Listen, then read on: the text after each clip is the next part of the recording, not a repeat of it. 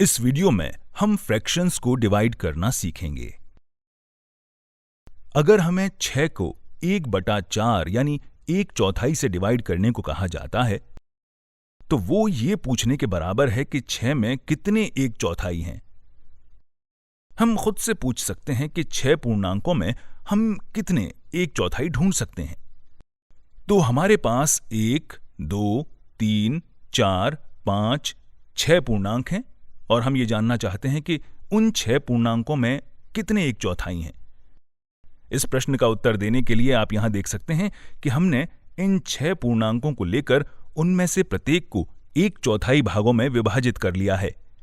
प्रत्येक में आप देख सकते हैं कि 1, 2, 3, 4 1/4 भाग हैं। तो हमारे आंसर के रूप में हमारे पास 4, 8, 16, 20, 24 भाग हैं। इसलिए यदि हम खुद से पूछेंगे कि 6 में कितने 1/4 भाग हैं तो आंसर होगा 24।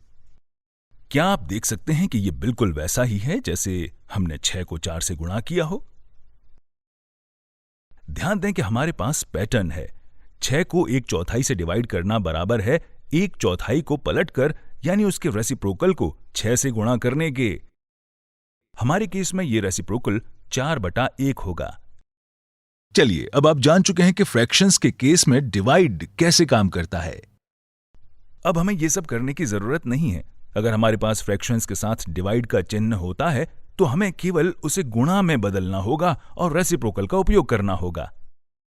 उदाहरण के लिए, यदि हम 2/3 से डिवाइड करते हैं तो हम रेसिप्रोकल का उपयोग करके इसे गुणा में बदल लेंगे, जो होगा 3/2। और हम जानते हैं कि फ्रैक्शंस को गुणा कैसे करते हैं और फिर हम गुणा करने से पहले फैक्टर्स कैंसिल करना चाहेंगे जिससे हमारा काम आसान हो सके। 11 गुणा 1 होगा 11 और 4 गुणा 2 होगा 8। इसलिए हमारा आंसर होगा 11/8। तो आइए अब हम एक कॉन्सेप्ट को याद करते हैं। जब भी आप फ्रैक्शंस को डिवाइड करें तो ये क्रम याद रखें: रखो, बदलो, पलटो।